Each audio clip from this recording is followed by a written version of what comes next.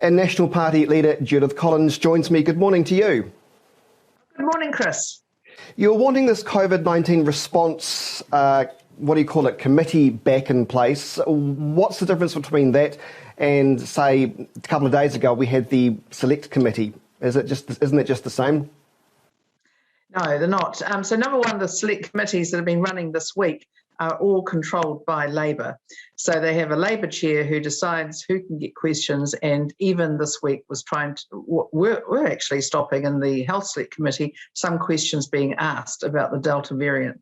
So quite clearly they cannot be trusted to run select committees in a transparent way to actually be able to ask the government ministers questions in a open and transparent way. So the Epidemic Response Committee would be run by myself, chaired by myself as the leader of the opposition. It would have representation from National, ACT, Māori Party, Greens and Labor on it. And it would be run very much like it was at the first big level 4 lockdown around 18 months ago.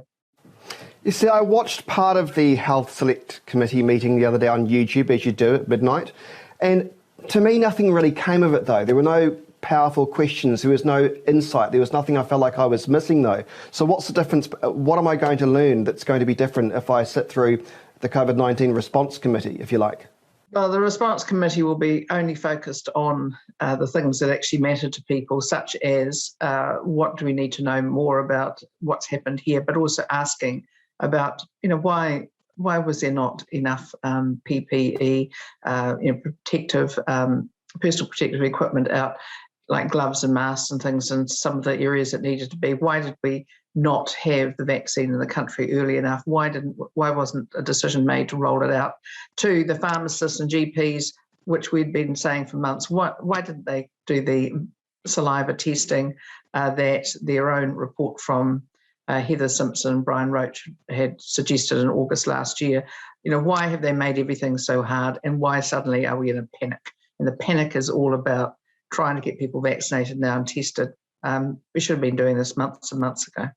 Okay, interesting report out yesterday suggesting early delays in the ongoing red tape have put New Zealand dead last in the OECD for vaccine doses per 100 people.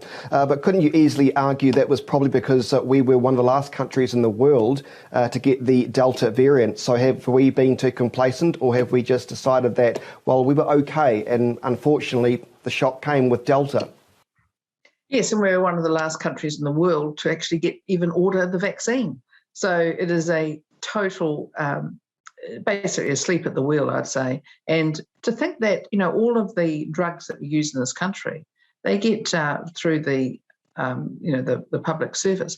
They're all funded and actually ordered by Pharmac. Pharmac's entire job is about ordering drugs and getting them out to where they need to be. So why would you suddenly, under this government, get the Ministry of Business, Innovation and Employment, MB, to be in charge of vaccine buying? What's their expertise? What's their relationships with places like Pfizer? What do they know about this? And the answer is not much. And you can see it now. Why would you order our very first batch of vaccine on the 29th of January this year, when a whole chunk of other countries were starting to roll it out by that time? Why would you wait? And the answer is because there's no sense of urgency, just a complacent sort of strolling along, thinking everything's going to be fine. Would you be in favour of the government starting a regional bubble? Because so far, touch wood, there have been no cases in the South Island, none that we can speak of this morning as we go to Eyre and Christchurch, and there are many businesses that are hurting, and people are wondering, why is Christchurch in lockdown? Why is the South Island in lockdown? Well, I think we're going to have to hear from the government on this tomorrow, because it's going to be very difficult for them to maintain a level 4 lockdown in Christchurch or in the South Island if there are no cases of COVID-19 in the South Island. It seems remarkably harsh on the South Island. And this, obviously we support going into lockdown because there's no alternative with a largely unvaccinated population. But is the government now going to leave the South Island in lockdown but while it tries to roll out vaccines, which they should have been doing months ago? And the answer is, who knows from them, because these decisions seem to be made almost on a knee-jerk reaction. So I can understand at the very start, but now we're talking $1.5 billion a week, according to the government's own figures, that this level 4 lockdown is costing the country. And if we can have an entire island, it's not as though, we're just across the street. There's an entire island separated by a big body of water on something other than a level 4 lockdown. Well, that may well be something the government should be doing. The Covid-19 wage scheme, the resurgent payments, that's been largely welcomed by Christchurch businesses who have been through similar things before with the earthquakes.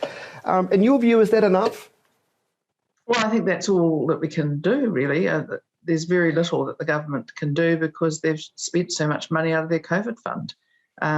We've already got Grant Robertson suggesting and mulling around the idea that he's going to have to go and borrow more money. Well, they borrowed $62 billion and put it into the COVID fund last year, and now there's about $7 billion left, and a lot of that money, at least $12 billion that we can find, has been spent on things entirely unconnected with COVID.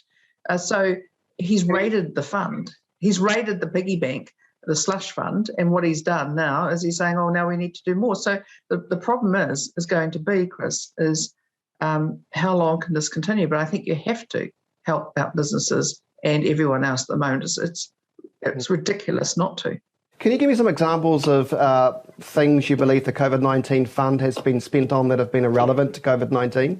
Oh, yeah, I'll give you a couple. So the Three Waters reforms that they want to do, and you can see all the advertising on TV that started up now that sort of talks to us as though we're imbeciles. And, don't know anything, so they talk down to us. That's all being funded, the consultation, they call it, with councils, in other words, funding councils to try and get them to agree with the government's power grab over local councils and local assets. That's $710 million, Chris, not 710,000, $710 million has been spent on that. And that's come out of the COVID fund. What's that got to do with the COVID fund? And then we have, another one, what's that, $10 million to the Green School in Taranaki. You remember that one during the election campaign. Mm-hmm. That's another one. So there are a multitude of little ones like that, but there's a couple of ones at one end of the spectrum to the other. The Department of Prime Minister and Cabinet appears to have pulled an ad early wanting a senior analyst to combat disinformation. It said, and I quote, "We are seeking to appoint at pace a fixed-term senior analyst whose role would be to actively monitor open source social media channels and triage across these channels to case manage issues, working to respond to and build resilience to disinformation in New Zealand." Is that a role that should be required, or should that already be up to the government to stop disinformation? Yeah, well, it's amazing, isn't it? Why don't they just call the person the propagandist? I mean, it's just outrageous. The only reason that the ad has been pulled is because it was got on by people in the media and social media who saw it and said, what is this? Are we seriously paying someone money to go trawl through people's Facebook accounts and then attack them because of what they're saying? What is going on here? Now, that is from the Prime Minister's, Department of Prime Minister and Cabinet. It's the most senior part of government, and that's the way they're behaving, for goodness sake. I bet that's out of the COVID fund too. Good money it was, I think, up to $110,000 for the job. Yeah. Then again, is there a case to be argued for, though? There is a lot of disinformation, though, happening in many social media channels. But then could you argue, is that the government's place to be going through people's social media feeds to determine what is fact and what is not? It is not the government's job to go through people's social media accounts and then interact to try and put them down or whatever. That is simply not the role. Supposed to live in a free society, and freedom of speech is incredibly important to our democracy. However, if the government was only so much more transparent with what it knew, what it knows, what information it has, instead of these 1 p.m. sermons from the pulpit that people are supposed to hang around all day and get themselves excited and turn on the TV and watch it there, it is treating people as though we're all sheep. And just give us the facts and treat us like adults, and don't talk down to us as though we're foolish. National Party leader Judith Collins, thank you so much for your time this morning. Thank you, Chris.